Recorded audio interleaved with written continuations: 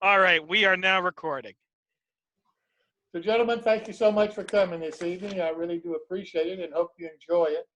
We've got Mr. David Wingrove, who's going to discuss his kit bashing and scratch building challenges and give us some knowledge about how he builds things, his locomotives, his cars, and he's going to talk to us about OM30.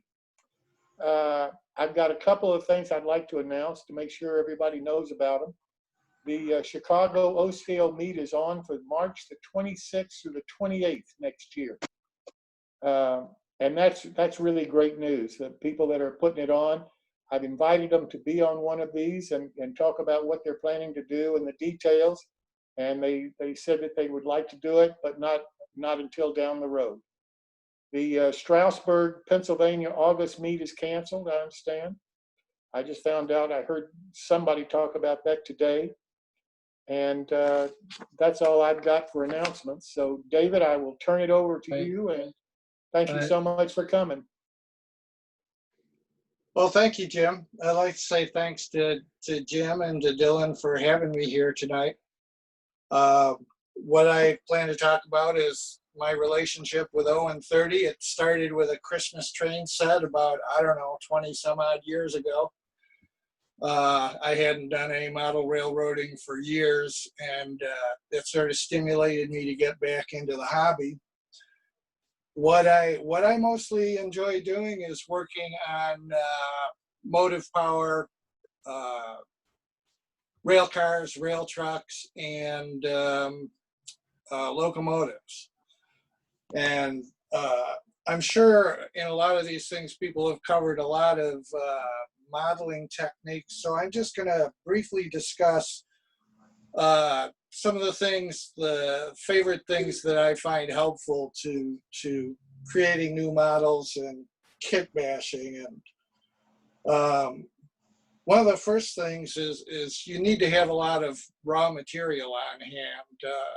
My favorite medium to work with is the polystyrene material. So it's good to have a lot of sheet material and strip stock, especially if you're working on conversions from one scale to another, typically an OM30 from HO to OM30.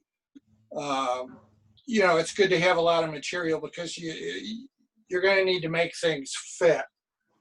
The other thing that is useful, I have a kit here of all kinds of bells and whistles and domes and just if you're like me and in this hobby, we tend to be kind of pack rats, and that's helpful in being able to do these things.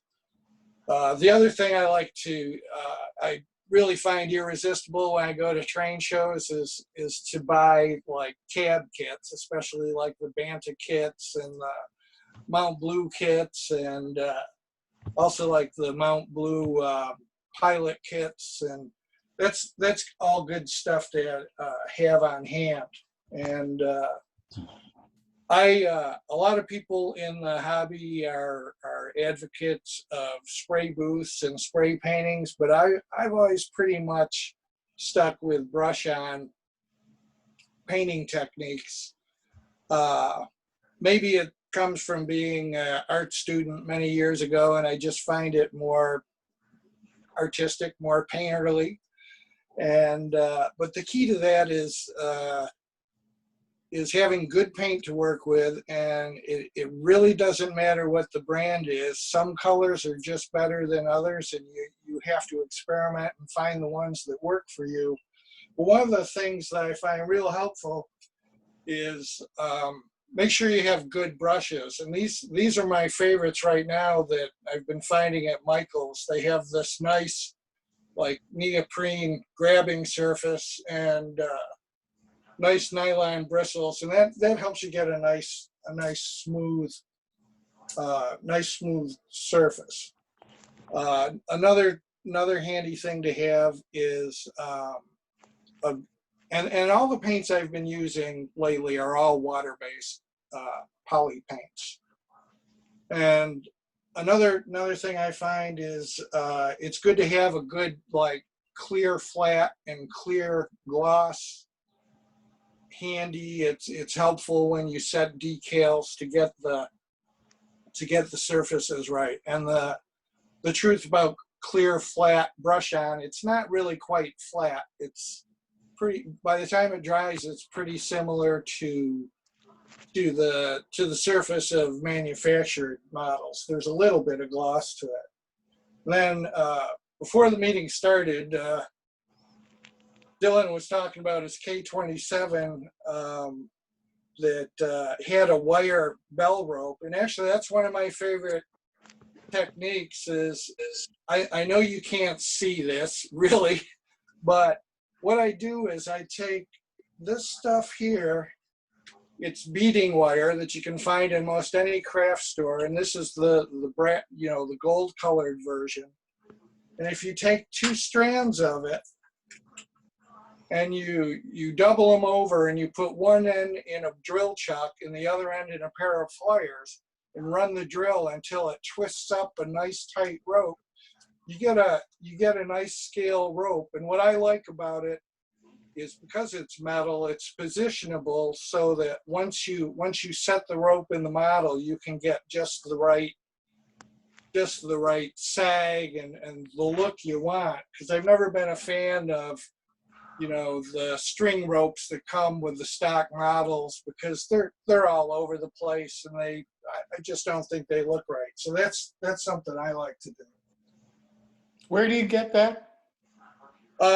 Beading wire is in craft stores with like the jewelry supplies. So like any like Michael's or AC Moore or place like that. And it's just very fine wire that they use for making like little necklaces and stuff like that. Oh, okay. Thank you. The other thing that's one of my favorite tools lately, I'm a big fan of micro brushes.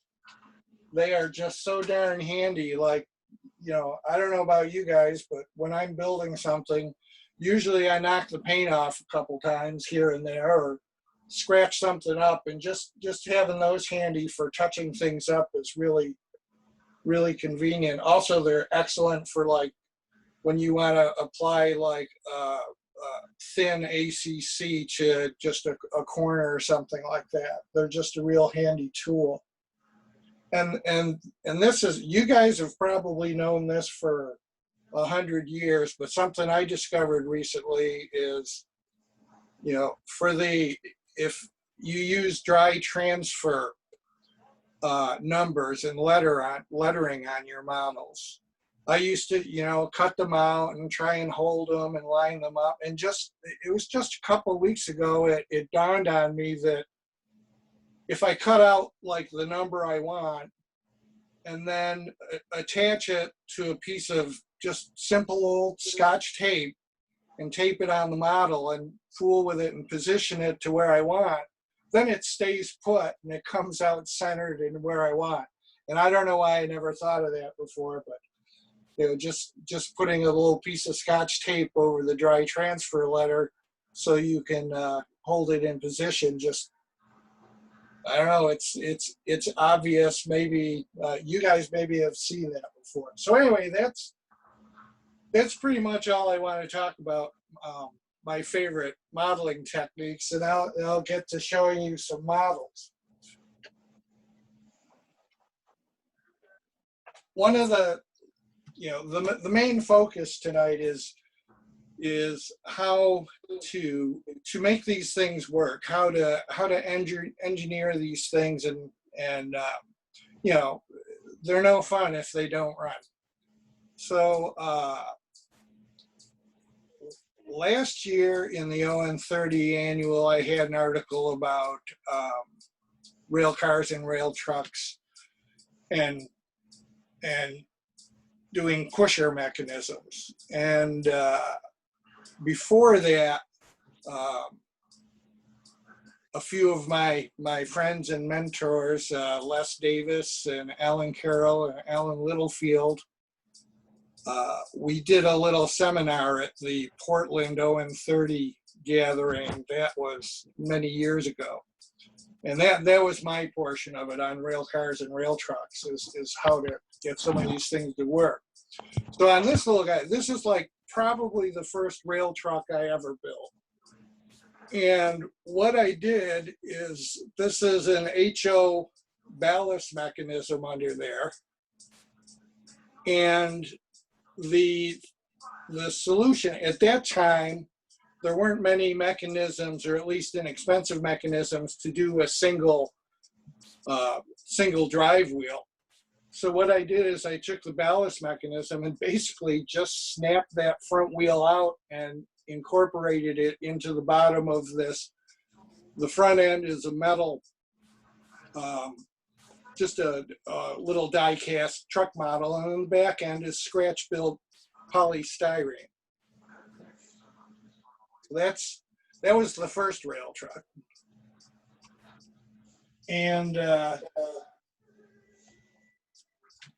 along the lines of getting things to work or getting the look you want, I always liked the look of like a Model T Woody wagon, but I couldn't find a model to make into a rail truck very easily, or I just couldn't find one. So what I did, I mean, here's an example of a somewhat creative use of materials. These are actually, if I can get it closer there, you can see it a little bit.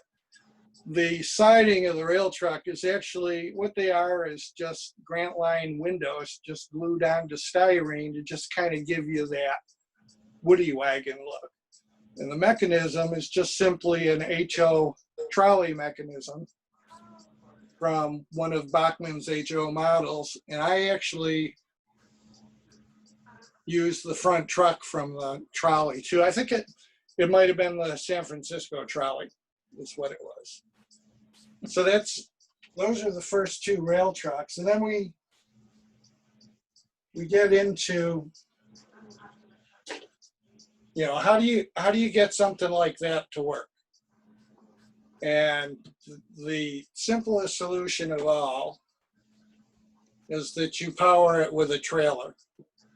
And what this trailer is it's a little work car. If I can get it so you can see it. And what the mechanism is the old school Bachmann 44-ton locomotive, that each of these little drive mechanisms is independent. I had a couple of those sitting around. So this is basically just a little die-cast model with a frame built under it to run on HO tray.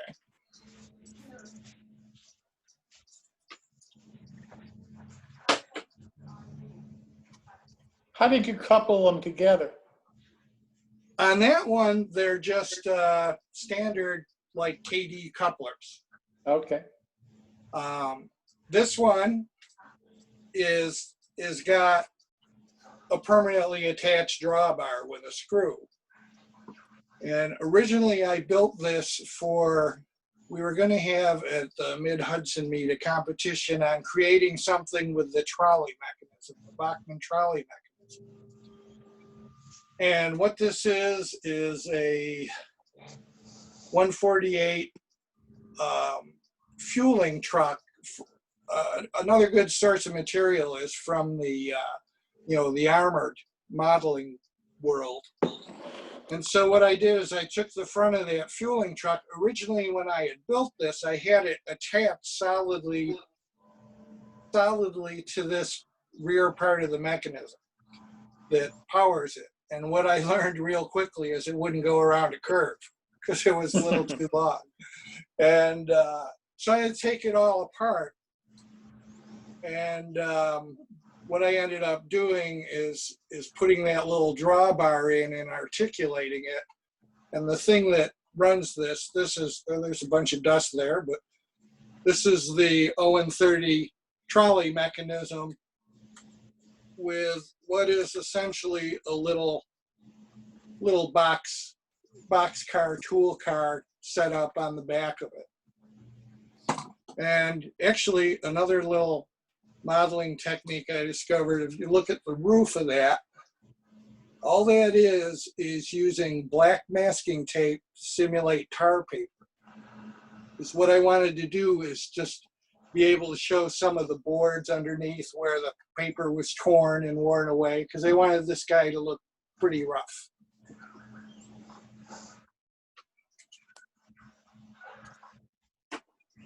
So then,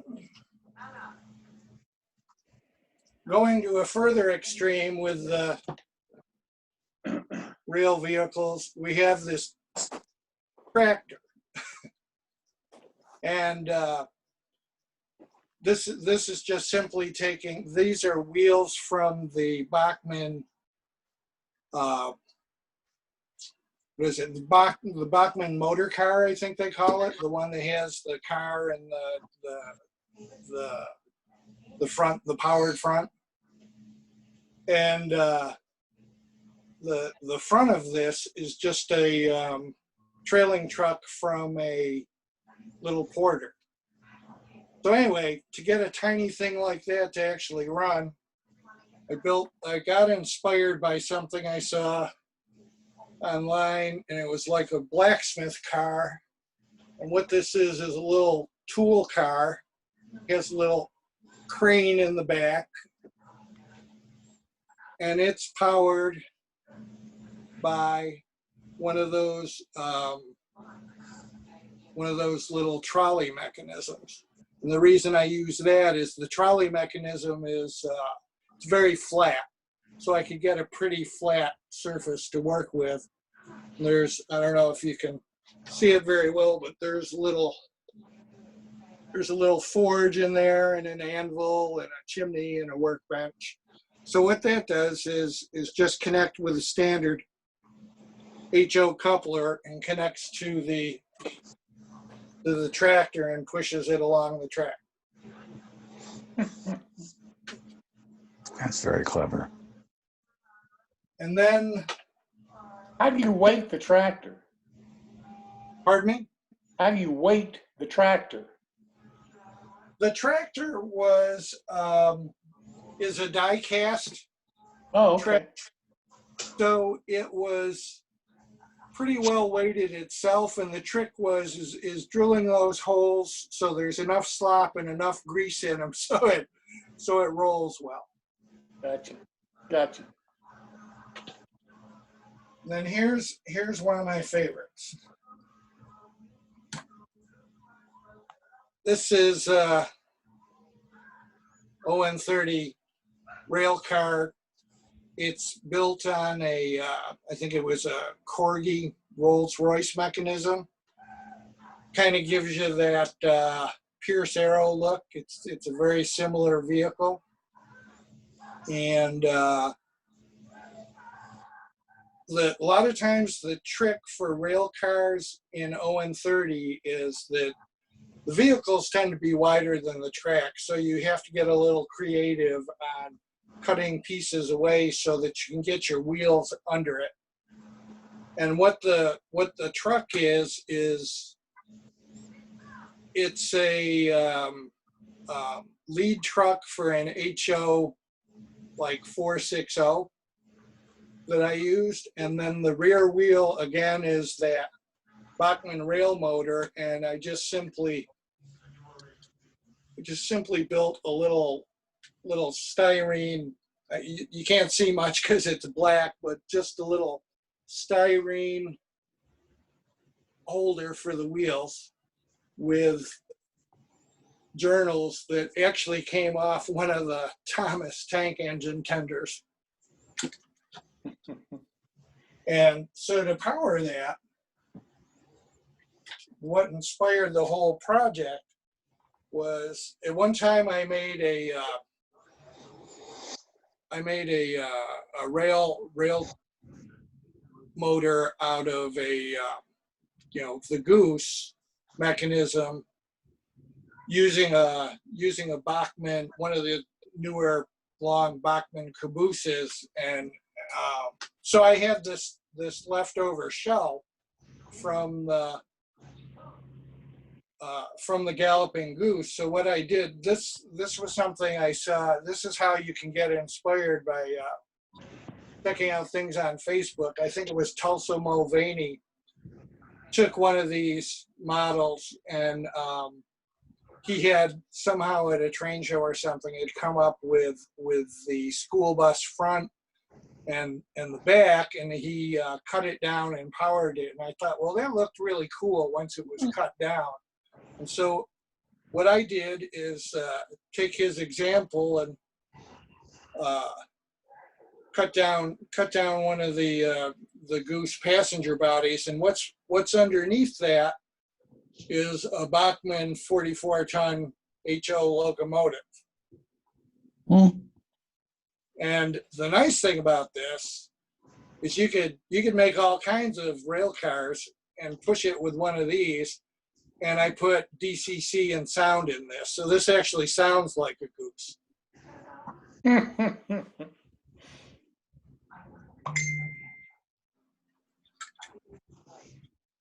So that's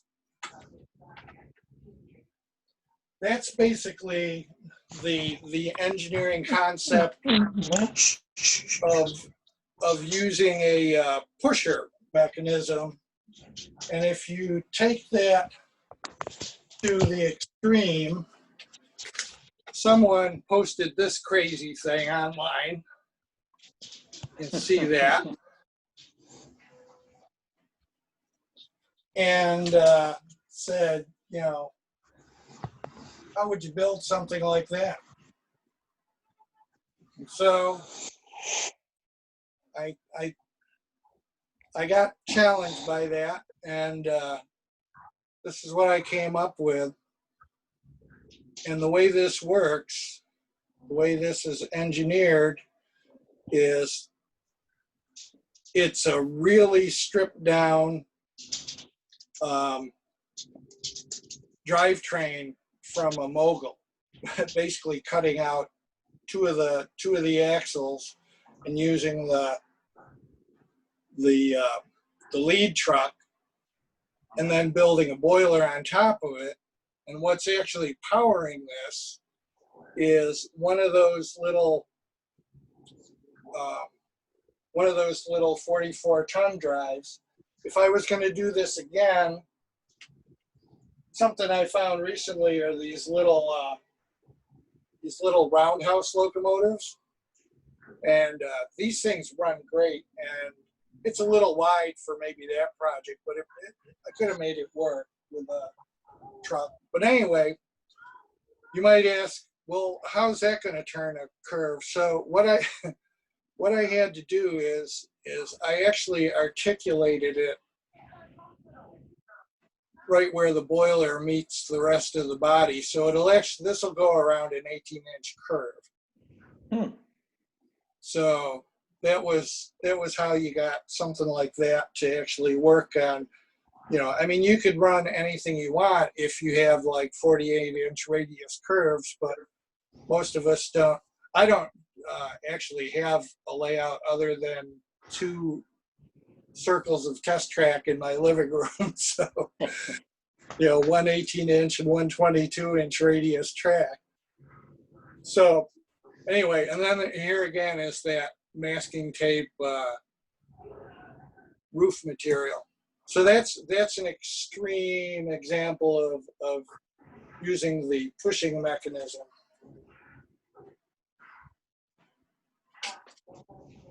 Then moving on to other engineering challenges, when you're converting something from HO to ON30 or from any scale to any other scale, it's a challenge making it fit sometimes, making things fit together. And one of the things that I had sitting around for a long time was the Bachmann Thomas's series Emily locomotive. And I bought it because, first of all, they weren't expensive. And it just had that great big drive wheel. It just looked kind of cool. And it's like, someday I'm going to do something with it. So I was at a train show one day, and there was this little display of this guy had all kinds of O-scale stuff, but he had this little model of a Huntington locomotive that was all built up, that was on a little display base. So I bought it and chopped it up. And so this is what we ended up with. Oh, So that's the Huntington body, and on top of the emblem, and I had to do a lot of surgery underneath to make it fit and cut away, and I had to build new fenders because the radius of these wheels is slightly larger, but it gives the basic look, and the trailing truck is just a little Bachmann passenger truck. But then that's how I ended up with a little model of a Huntington style locomotive.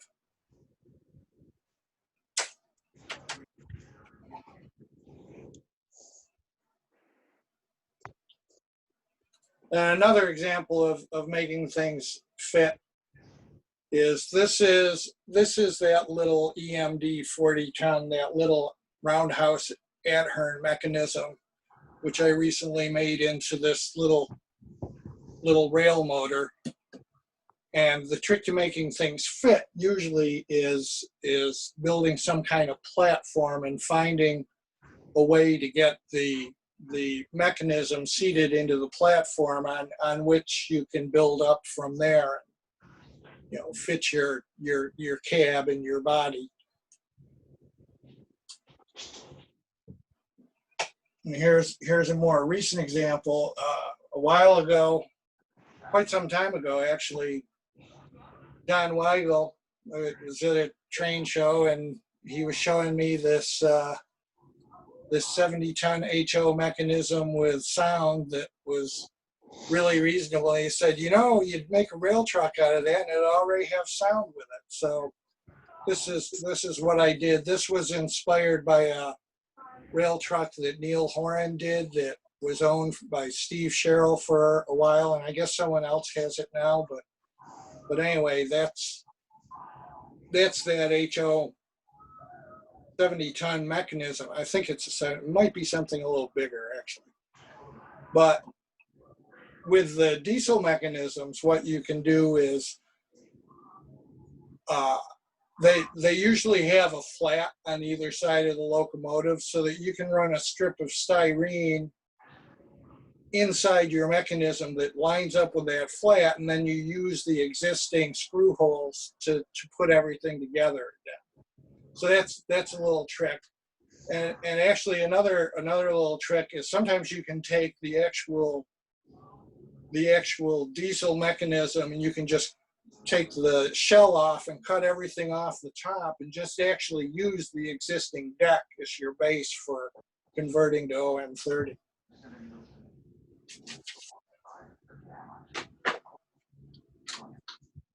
And this little engineering project, these are little printer motors. And this is the truck off of the OM30, what is it, 45-ton side rod diesel locomotive. And a while ago, a guy named Grant Morrill had some little diesel critters he made this way. And the last time I was able to go to the Mid-Hudson meet, Newell Sage had one. And I thought that was, and he gave me the source for these motors. It's just, they come from China on eBay. You have to remove part of the tip and part of the shaft to get everything to fit. But again, if you have some styrene sitting around, you can build a shim to get that to mate just right with that. And you know, these trucks already come with a wire. So if you're just doing straight DC, it's super simple to wire up. And if you want to add DCC, I mean, that would be easy enough too. So I had one of those sitting around. I was thinking, what am I going to do with it? And I ended up not making any kind of critter at all, but I ended up building this bell style locomotive. And this just kind of came together from sometimes you have parts sitting around and sometimes they're sitting near each other, and you just ask yourself, well, what if I put that with that? And this cab I had sitting on my desk for, I think, years, because I built it. It's a Mantua conversion cab from Banta for their 2662, and it was sitting on my desk for years because I didn't really like it on the Mantua. I wanted to do something else. But then I ended up using that little diesel mechanism with that little printer motor. These are some of Dylan's side tanks. And the body is, the boiler is just a piece of tubing, and the smoke box is just spare parts from Bachmann.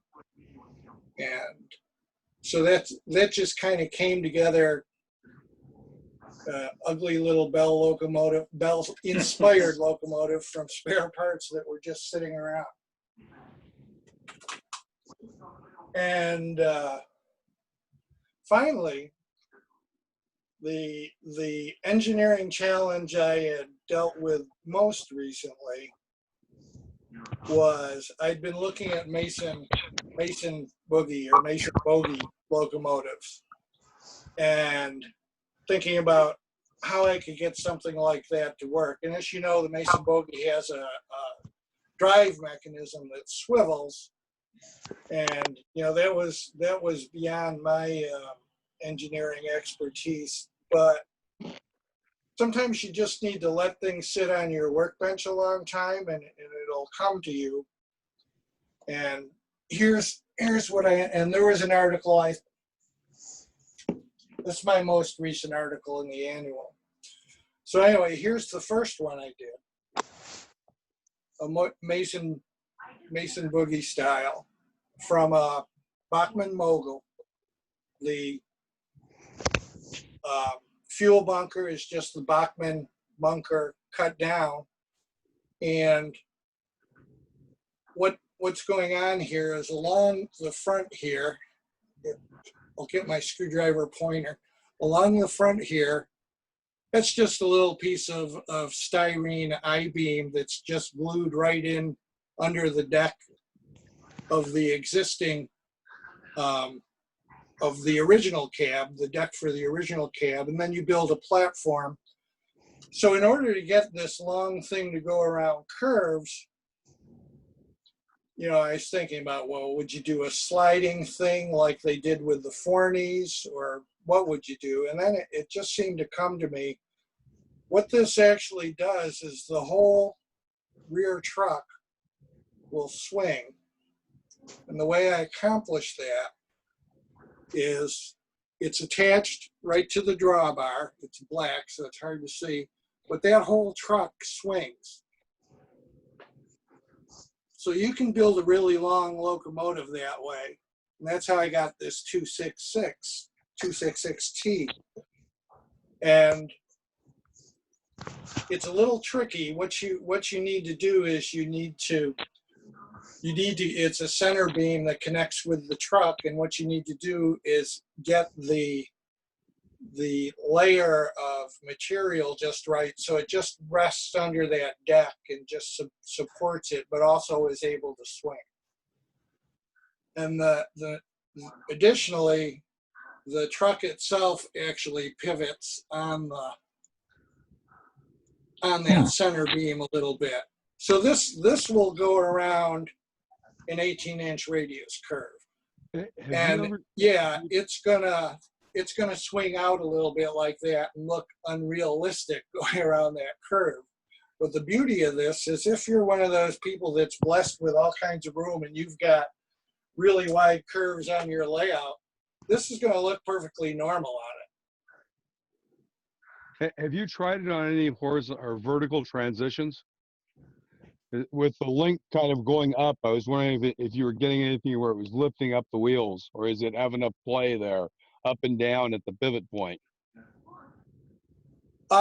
It might, if your track work, if you have any sudden transitions where your track work actually, Right. Yeah. it might be challenged by that. And what you would have to do is incorporate some kind of spring buffer in that layer between the truck and the bunker Yeah. platform of the locomotive. This doesn't, because someday when I actually, create my masterpiece layout, my plan is to have all of the track. I'm not going to actually use grades. I like mostly to just run trains and leave them running. So my opinion is, for me on a layout, you make the landscape do all of the up and down, and you keep the track work flat and maybe work with multiple layers. That's sort of where I think I'm headed someday. Cool. But that's a good point, that if you want to be able to see something like this transition, you are going to have to put some play into that. What I've done depends on just keeping everything level. So that's. Yeah, I was just curious, because it does become. I mean, so we have the 2662s. Sometimes in the modular layout, on some of the modular, especially where you try to the foam sink a little bit and you get a little bit of rise there, you can get where it's just long enough you can get the wheels up off the tracks. And that's why I just want. Yeah, it's the same kind of thing. It's just I wondered if it had been a consideration or not, but it's beautiful. Yeah. I just avoided that by not running it on grade. Well, by being realistic, right? Because in most railroads they didn't have that big of a jump. Right. Good Another point. thing to look at. Joel Bingham and I have been trying to figure this out. If you were to use a power truck off of an articulated and find a way to mount the motor to, say, the front power truck, that power truck already mounts on a pivot point. So you just need to make a boiler with a pivot point, wire it all in, and then you've got an actual working Mason bogie. I've already started design work on the body. It's just a matter of he's still stuck in Hawaii. Well, I mean, there's worse places to be stuck with a pandemic, I guess, but design me a cab, Dylan, because Les has tried to get me started with the Autodesk Fusion program, but I haven't found time to really master that yet. Here's another version I did, because in that first version, that if I had put 4 windows in the cab, it would have been crazy long. And what I did on this one is changing the cab design a little bit. I used Tishy HO scale windows with the arches in them, so I could get the 4 windows in the cab. But then I didn't bother to convert the boiler to the whole Mason bogie look. So I still have another one of these to do someday, where I kind of put it all together. And like I said, I am kind of slowly learning on the AutoCAD type stuff, because making this kind of cab with arch windows is really kind of a pain and time consuming. So that would be that, just that style of cab in a printed available part, to me, would be very helpful. So, and then finally, the largest locomotive I've made to date using that technology. This is patterned after one of the Reading Railroad 466Ts. And what I used as a base for this is the Bachmann 460. And it's a large locomotive, but this will also run on the 18-inch radius track with that same swinging rear truck mechanism. And one of the things I wanted to tell you about is I found, is finding a source for that 6-wheel truck. The first models used something that was just out of the Bachmann parts page. and they're a little too modern looking. I found these trucks at Train World, which look beautiful, but the drawback is, and you can't see a whole lot, but they have pretty much the right look. But the drawback is I can't use a larger wheel set in them without doing a lot of surgery. And I tried one, and I ended up just destroying a truck, and I'll keep these for something else. But what I found that does work, and they look pretty good, are these little, it's the Adhern HO 6-wheel passenger truck. That's the package. I have the actual part here.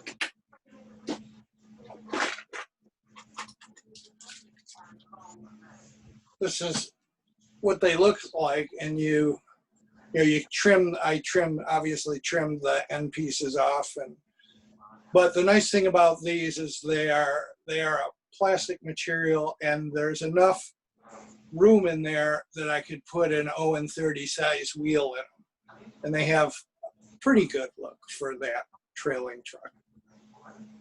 So, gentlemen, that's everything I've got on the modeling engineering challenges and my solutions for them. And I thank you for your time and your attention and for being here tonight. Very good. Thank you.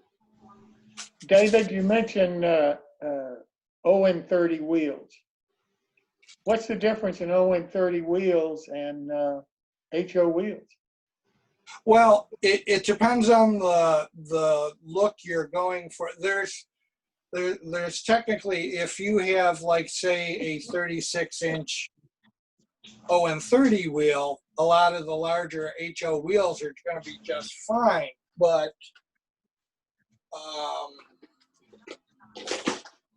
let me grab one here. Got one here somewhere.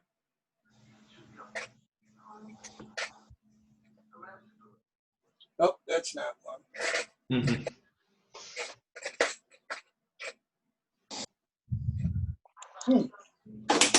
I just was messing with those. I don't know where I put them. But anyway, I'll show you on this. The wheel on that is off. These are off of the tender that came with the 460. And they're quite a bit larger than most HO passenger truck wheels. So that's the difference, is just having a wheel that proportionally is closer to the look you want for the engine. Looking at this, this truck that I said that I destroyed, I was looking at it earlier today and was thinking it might be fun to make a smaller scale conversion from like an HO 460 to ON 30 using this truck, because it's just a really nice little unit. So, did that answer your question? Yeah. Thank you. I think the problem is 36 inches, which is probably pretty common for passenger wheel diameter and standard gauge HO. If you kind of do the conversion, it's not quite half, it's a little bit more. So that makes it a 20-inch diameter, which is really a pretty small diameter if you think about it, even for narrow gauge. Narrow gauge was pretty much around 30 inches, I think, most of the wheels. So I think that's probably why it just looks to the eye a little small, because they really weren't that small. Right, exactly. And thanks for doing the math. Right. I'm in a club that has HO and O, and you always have this discussion about half O, and that it's not really half O, but it's pretty close. No.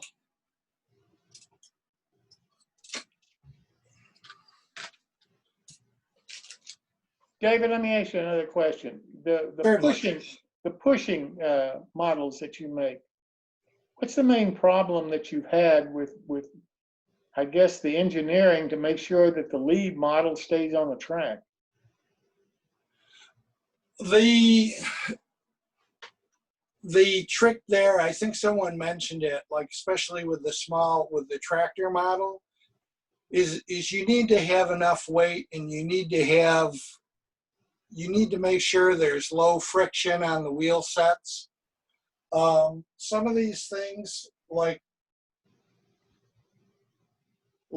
this one here, I think I actually stashed some weight under the wheel set just to make sure it stayed on the track pretty well.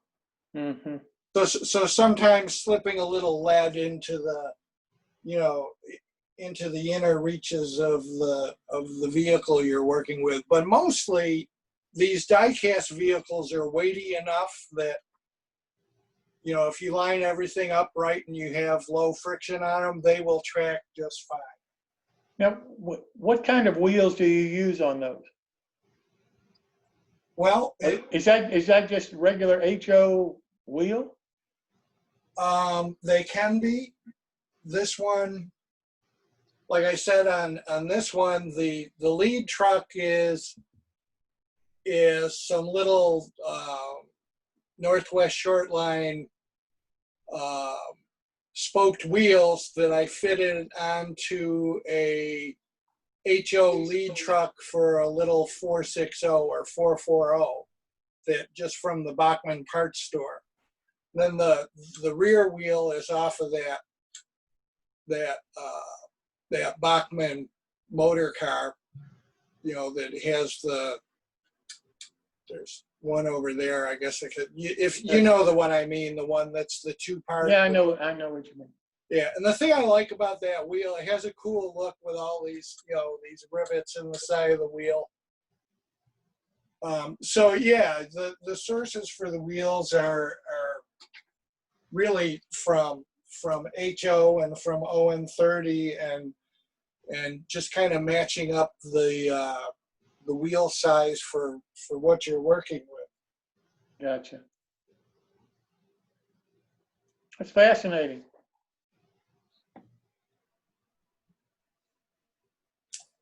Yeah, stuff is really nice. Well, thank you. I must have been very thorough because there aren't a lot of questions.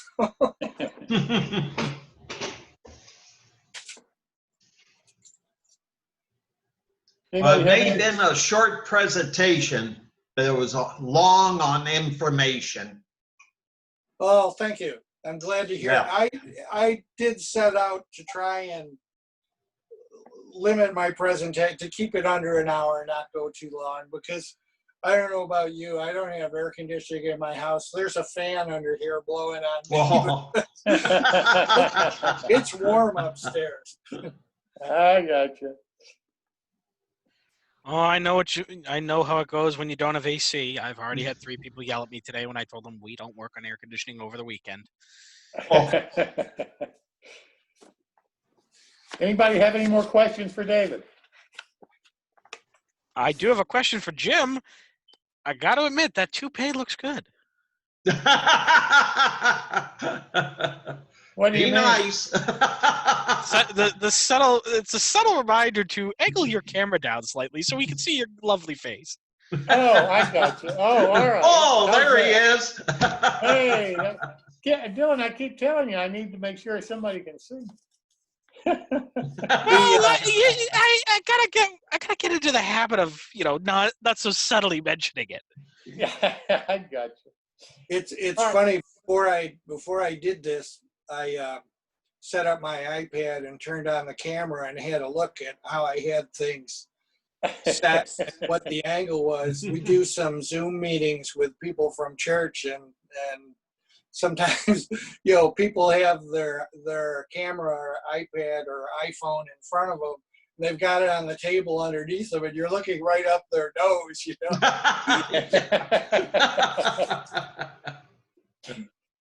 So it's good to have a little bit of cinematic value in your online presence, I think. Oh, and Jim, we should all tell you guys great pictures of your mini golf course. Thought that was quite impressive. Oh, yeah. I mean, just as a side comment, when I went on to get the Zoom address, and I first saw that, and I looked at it, and it turned out I ended up clicking on it and looking at it, found that was really pretty cool. I like that a lot. That was a neat addition.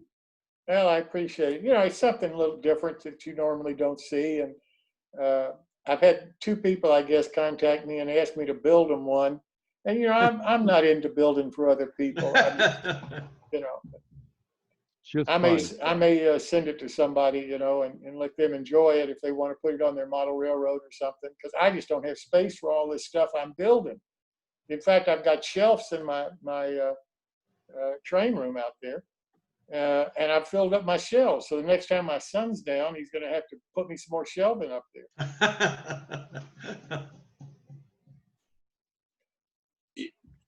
Like probably most of us, like, you know, 20 miles of locomotives and 200 feet of track. Yeah. Yeah, absolutely. Absolutely. Sounds about right. So David, where are you out of? I assume the East Coast. Who, me? Yeah. Oh, I'm in upstate New York, Rochester. Okay. I was going to invite you to come run on an ON30 modular layouts, but it's a bit of a drive since I'm in California. So. Oh, okay. Yeah, that would be a bit of a drive. Well, and that's one of the neat things about ON30 is if you find modular groups, you can go run on different modular groups and just bring equipment. It's well, cool. I think that'll be my next goal. I think is making a module slash diorama just to have something a little nicer to photograph my models on. I typically photograph them with white backgrounds because you can see the details that way. But you know, it would be a little more fun to have a diorama. Or you know, I got a piece of ON30 track, flex track right over there. That's all I need. I'll shut up and you guys will see this. That picture there I grabbed and put my little picture on the side. That's a 2x4 foot module that was about, say, 50-60% finished. I took it outside and took a picture. So that's actually outside with the hill you can see from our house catching the sunlight in it. It turned out to be a pretty cool picture. It's a nice thing. You can just take a module outside. Yeah, absolutely.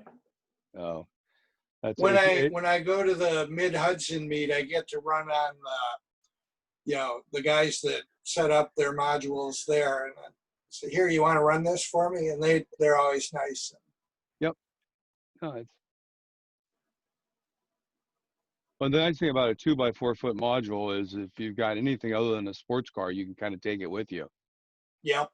And set it up, and it's a fun way to do it without having your whole house. And after having torn out a layout after about 15 years of building it and then moving, the psychological damage done by that was so hard.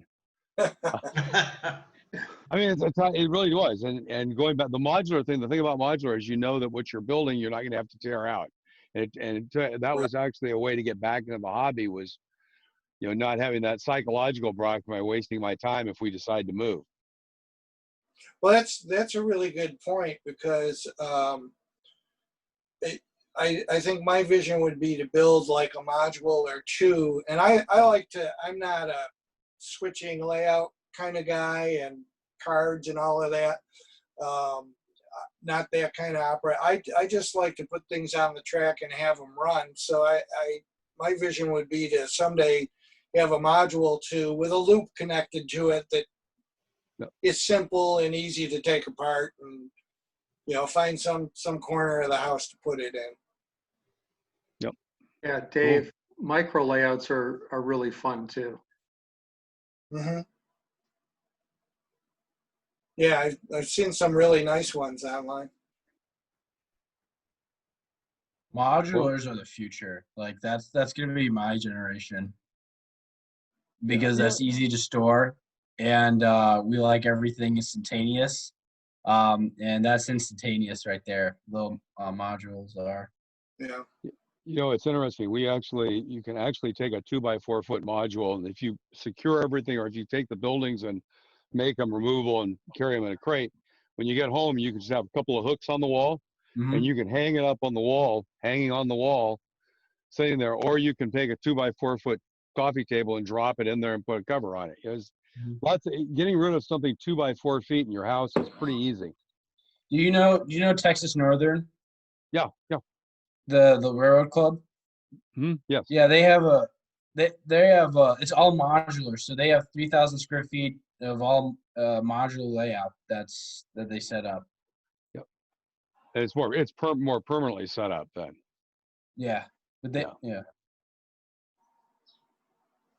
The other thing about having a large permanently installed layout, I was not involved in model railroading for many years between being a teenager and when I got back into it, as I said, about 20 years ago. And I remember when I was, a teenager and building layouts, I always when I got to where a layout was complete, and we're talking about your 4x8, got fancy one day and added an L to it. Mhm. When I got everything built up and my scenery built up and the layout was done, I always kind of had this sinking feeling, like, what do I do now? It's and I tore down a layout that was complete and rebuilt it like 3 times before I got out of the hobby. So modules to me make a lot more sense than doing that. I think the hobby's changing toward that. I really do. More and more people are talking about doing the micro layouts or the module layouts. Yeah, you don't hear the people talk about, well, I've got to buy a new house to get a bigger basement. Yeah. Not to say there aren't people out there that still don't have the giant layouts, but think about it. It's becoming few and far between because how many people have that much money to throw into that big of a house? Well, it's that much time. It's not That much time. That's another it's thing. the time. That's a good point. That's time too. Yeah. You can finish a micro layout, you can finish a module, but to finish a railroad that covers a 20 by 40 foot space, you're gonna get a part way through and go, I don't like it or something, and tear it all apart, and you never finish. Perfect. That's a perfect point. Dan Bigda, a friend of mine who's going to be on with us within the next couple weeks, he's torn out parts of his layout and redone them probably 3 or 4 times since I met him. Yeah, my micro layout, I love the thing.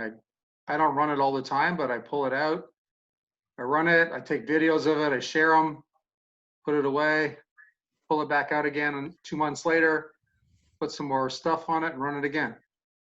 Yeah, the other thing that's interesting about building modules is every time you build a module, you basically go through a micro iteration of all the process steps of building a layout. Yeah. And, in other words, you first got to do the woodwork, and typically the first couple you build, they fall apart after a while, and you learn how to do those more effectively, or you're in a group that learns how to do them. Again, same with electrical, you learn how to do the basic foam foam, overlay, any rock, track work. So if you were to think about a project plan to do a layout, you almost touch 80 to 90% of those building a module in some way. If you build 2 or 3 modules sequentially, what you're doing is you're running through the steps sequentially. And so if you think about somebody who builds a big modular layout, they end up tearing a lot of it out because they're dissatisfied with what they did 5 years before. If you go through that process rapidly with modules, then when you start to build bigger things, you've developed a lot more skills. It's kind of a really interesting thought process about modules, almost as training ground to get your whole project skills up. Because the problem with building a big layout is you have to have this whole range of skills, and getting them all together, kind of interesting to think about modules is a great way of doing that. One thing to add, Jim, this might be interesting for you. There's a school district in Houston that has a model railroading class in high school that they build modules. Oh, I had one in the 70s. It was called Detention. And my vice principal wanted a railroad built for his son for Christmas. I was talking to John, I can't think of his last name right now, who owns the tool company, LMM. And he buys a lot of his tools from Czechoslovakia. And he's from Czechoslovakia, from outside of Prague somewhere. And he told me that it's not a state-run program, but it's run by the local schools. And after school, they actually have model building programs for the students. So the student can stay after school for, say, an hour and learn, quote, model building. This isn't model railroading. It's not building model airplane. It is model building. Whatever you're interested in, you can go to this class after school and learn how to build models. Well, it's not just building models. It's engineering, planning, woodworking. You can do electric work. There's a lot more than just model building on that. I don't know. I don't know. He just told me about the model building class. Well, I mean like that. Like there's a whole bunch more there's a ton of qualities that go into it. And they're like, there's gonna, like, some people in my generation, like, I know I'm young, but there's people that are already starting to come into the hobby that aren't really interested in trains. They're more interested about something that the model offers. That's actually a good point. I have a question for you because you are the younger generation. I always wondered, with all the Thomas stuff that was out there, whether that was going to cause a big influx at some point in time in the hobby. No. Well, everybody my age thinks Thomas is just model railroading, so they think I'm an idiot. But no, there a lot less people do model railroading because of Thomas. That sort of had a really negative impact towards model railroading. But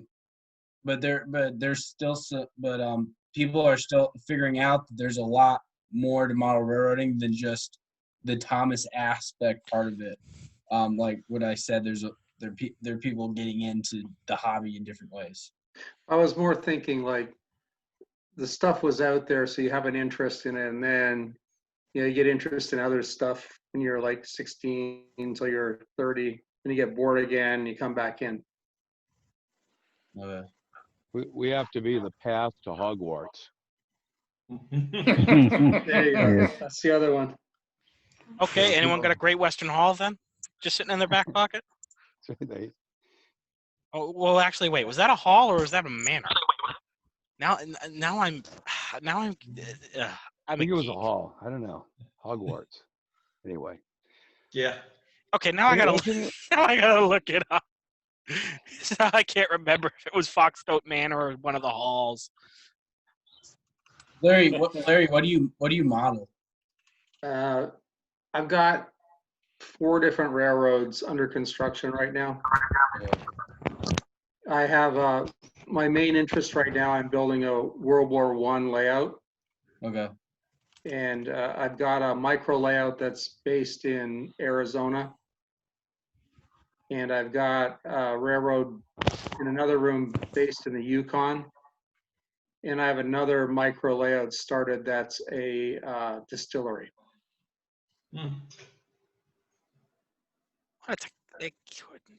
They couldn't have used a castle for that. No way. Am I really that dense that they used a castle? I have failed. I should know this stuff, but I have failed.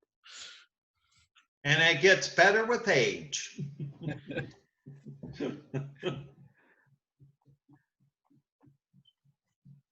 Ain't that the way?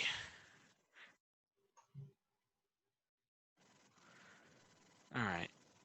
Have you seen there's sort of like a thing that was in a couple of years ago, like I think it was on Instagram. Some people started building like fantasy train layouts that were modeled off of like a movie, something realistic. Like they modeled it off. It was realistic, but not realistic towards real life. And that was actually starting to get in. Like somebody did a dystopian themed one or whatever, which I don't even know how they did, but it was really interesting. But if you watch the stuff out of England, there's a cartoon series over there. I forget what it's called, but they've got a bunch of layouts built in. They're mostly in GN 16. You look at Smallbrook Studios. They've got the stuff. He does he does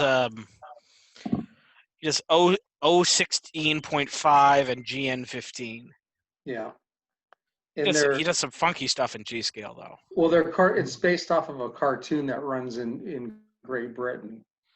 So they're kind of copies, almost like a really artsy Thomas, very artsy Thomas. How did you get involved with your micro layouts? Who, me? Yeah. Oh, that goes way, way, way back. I think I've built 5 or 6 now, but one of the things that we did, back in 2008 and ON30 was we had a challenge to build a micro layout on a 2-foot by 3-foot corkboard, which you can buy quickly from Michael's or Hobby Lobby. Mm-hmm. And you can tack the track down and have trains running within about 2 hours. The challenge that most people couldn't get past was the tight radius curves. So there's a real simple secret to it. And my wife's probably listening right now, so she runs and hits me over the head. You go into the pot and pan cupboard, you find like the big pan covers that have the right radius, and you flex your track around it so it's a perfect circle, and you tack it down, and you won't have any kinks in the track, and the things will run flawlessly. You get about a 10-inch radius curve, which in ON30 will take every locomotive up to the size of a Heisler. So you've got rail trucks, rail buses, all the stuff from Boulder Valley, Porters, Davenports, Heislers, they'll all run on it, plus the Bachmann 18-foot cars, some 19-foot cars, and anything smaller. So you can get a loop running pretty quickly, throw a couple switches in it, and then go from there. So the original challenge I said was build a micro layout that could entertain an 8-year-old for more than an hour. So I had my daughter had a friend that was coming over with an 8-year-old, and so I threw one together in a couple hours with a small locomotive shed I already had built on it, and her daughter played with that thing for about 2 hours. Jeez. And so there was no turning back. You know, now I might be a little bit afraid to have an 8-year-old touch it because the 3,000 or 4,000 details on it and all the scratch-built structures on it. You have a picture of it? Yeah. Well, let me see if I can put it up somehow. Why is it not giving me screen share options? I should be able to turn it on. Dylan, you've seen it, right? Jim, you've seen it. Yeah. There's video on it. My YouTube channel, there's a lot of video of small trains running. It's Big Lars, so BIGLARSON30. If you go out there, you'll see a whole bunch of videos. Not great videos. I'm not going to claim to be a video expert, but just to show you what's possible with very small ON30 locomotives. I probably have 40 locomotives that are under 2 inches long.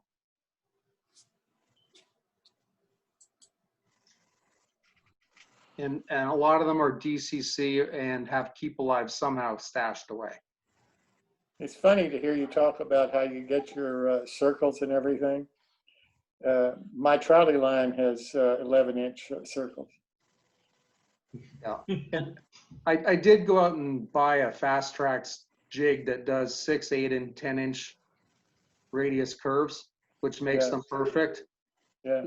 You know, the whole thing is you can't have a kink in that curve, or else it's not going to work for you. Guarantee you're right about that. So, Larry, what I always wanted to do is build a micro layout, kind of mining layout on a standard module. So the standard ON30 would run through it, but then you have a switch off into this micro module that was, 2 by 4. Imagine what you could do in 2 by 4 foot if you assumed that everything that was going to run up in there was all 10-inch radius. You could do something pretty cool in that kind of environment. Yeah, there's 2 ways to go at that. You can tunnel under it. Yep. Right, have the trains run under it and have the micro run above it. You could extend out to 30 inches and definitely have a really good micro layout in the background. Yep. The other thing that I did experiment on, I never finished it, I've got it still sitting kind of unfinished, was a mining layout. So the whole thing is set in 2-inch foam with small battery engines with keep alives in them. It's basically Grant Line, the plastic battery engines with a drive in it and a keep alive decoder, and they're running through tunnels. But a little hard to see. You can only see the front of it in reality, right? And it just loops around, but it does hold interest. You know, if you were under a module. Mhm. The current World War I layout I'm building is modular, but I'm going at it a totally different way. I'm using 1-inch aluminum tubing as my structure, and it's shadow box. It's beautiful. What's beautiful? Your layout. Oh, you're on the YouTube? Yeah. Something to see. What was the YouTube link again? It's Big Lars ON30. BIGLARS ON30. All one word?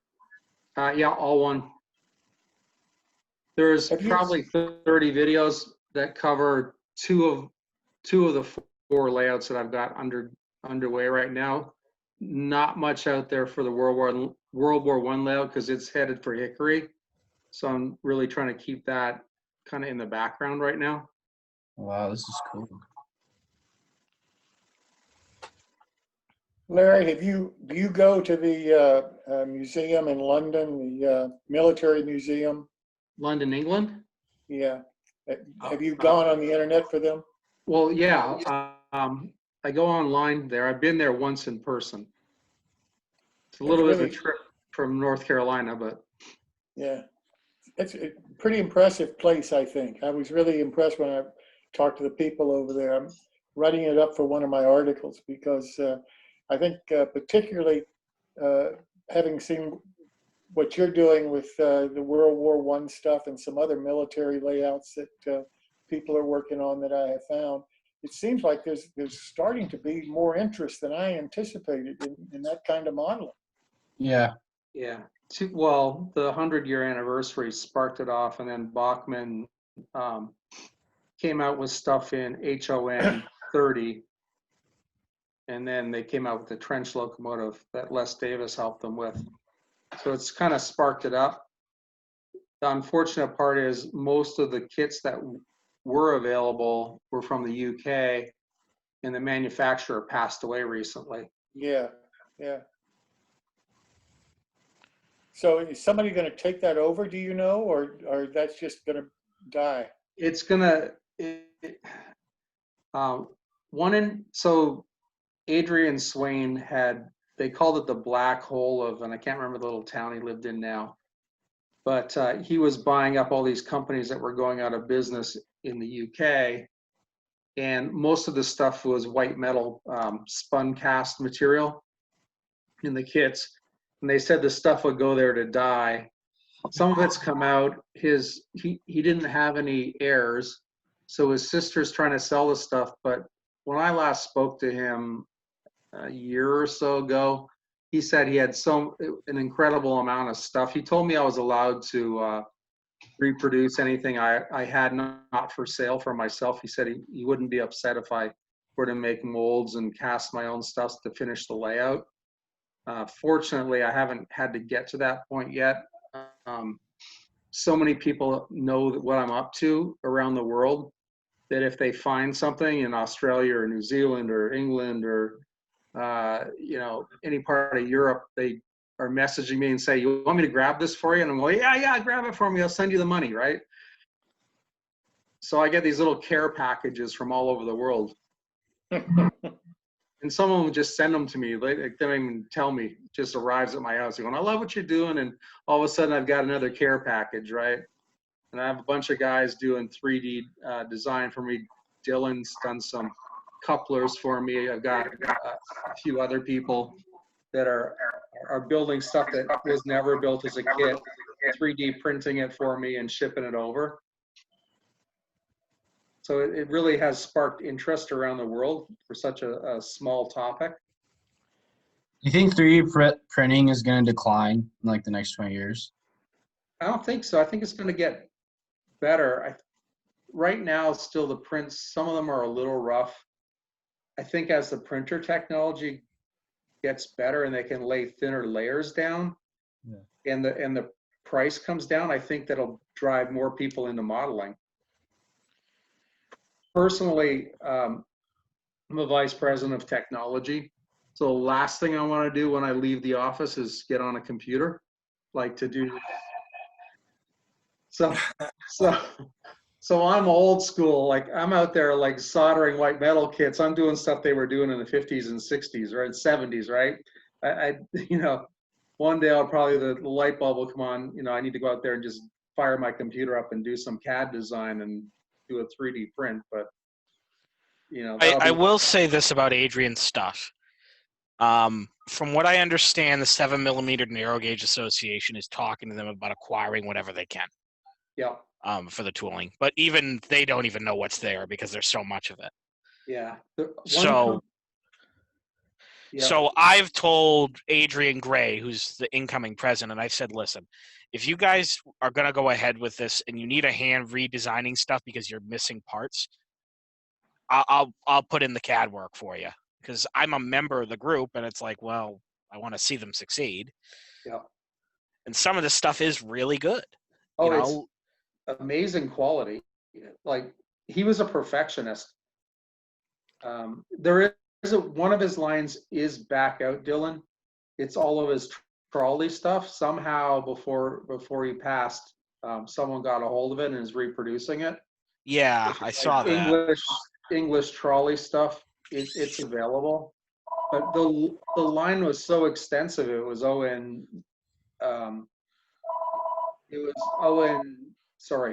it was O scale, straight up O scale. It was O narrow. It was HO narrow. He had OO gauge. He had so much stuff. It's true, he did. That's what they told me when I asked them about it. They're like, we still don't know how much we'd be getting into. Yeah. The way I got a hold of the last of his World War I stuff he had in stock was someone had saw what I was doing online, and I had put out a call saying, if anyone has any of these kits, let me know. Guy goes, I know Adrian. I go, what? Yeah, he lives like 2 miles from me. I go over there and talk to him like once a week. And I go like, no way. So he went over and I kind of got the rest of what was left in inventory that was already cast. And from the description I've got, it was like the entire house was full of molds, like he worked out of the house, and it was hard to even walk through the place. So I can't imagine what they're going to have to deal with. Oh, believe me, they already know. They're just like, this is going to take years to go through everything. They're under no illusions that this is going to be a quick and easy thing. And even then, it's still matching up the tooling to everything in case something's like one tool part of it's over here, another one's over there. It's going to take them years to go through it, and that's before they can even get it into production. Yeah, they got to figure out what's there. Yeah. Well, when I go one day, Dylan, you'll have to come to my house and sort out the mess over here, okay? Believe me, Kevin has already told you'd be the second person on that list. Kevin has already told me if something ever happens to him, I basically take care of NGMC so Mrs. M doesn't go crazy. He's already.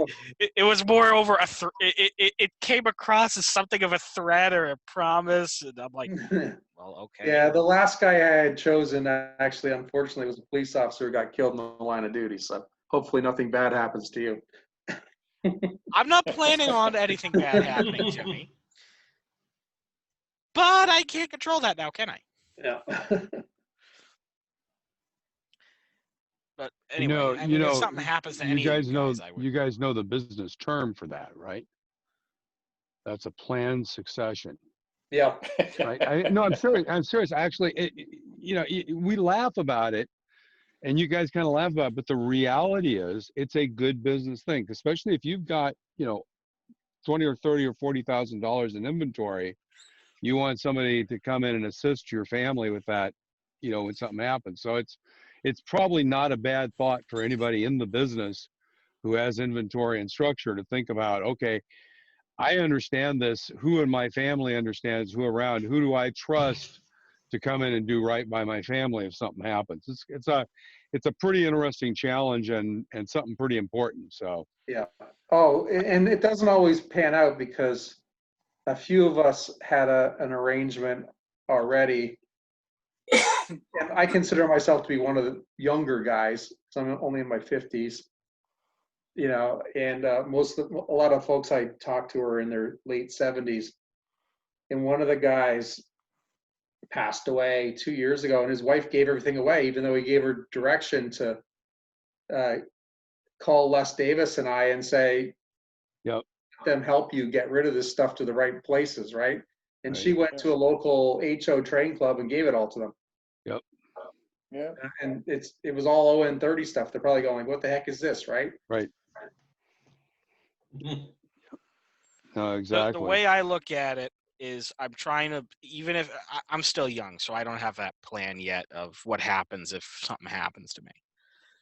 For me, I'm trying to make sure everything is as detailed as possible so people know what I have, how much I have, and basically if something happens, there's a full database of who I've dealt with and everything. So they, you know, if God forbid something happens to me tomorrow, my mother and my father can figure out what to do with this stuff.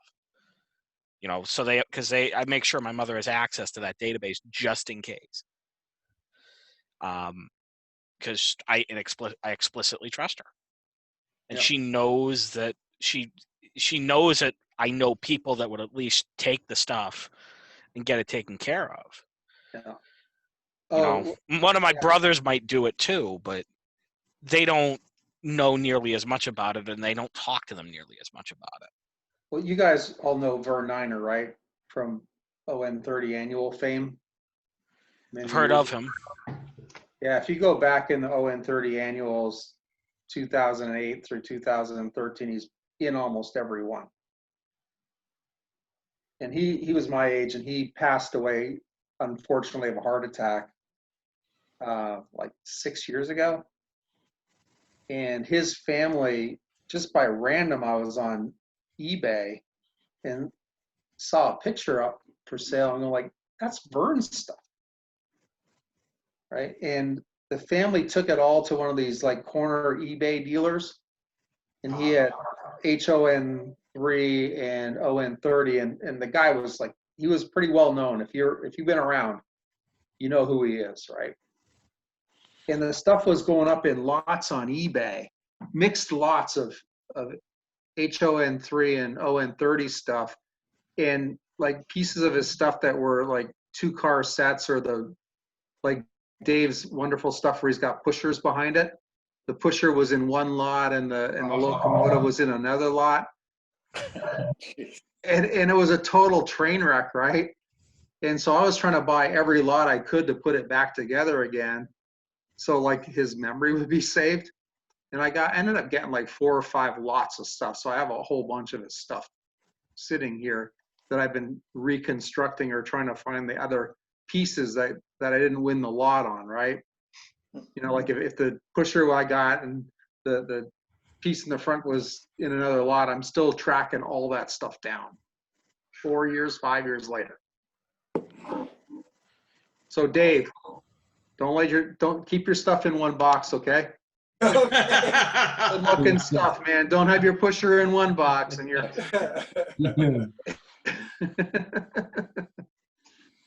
And Dave, I didn't get to comment earlier. There's a lot of noise in my background. Your locomotives are beautiful. Your work is beautiful.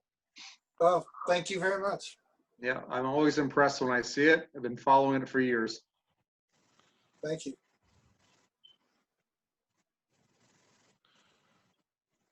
Well, David, thank you so very much for this evening. I really did enjoy it, and I think everybody else did too. I just, you're really an inspiration, because the engineering parts that you put together and how you build those little models.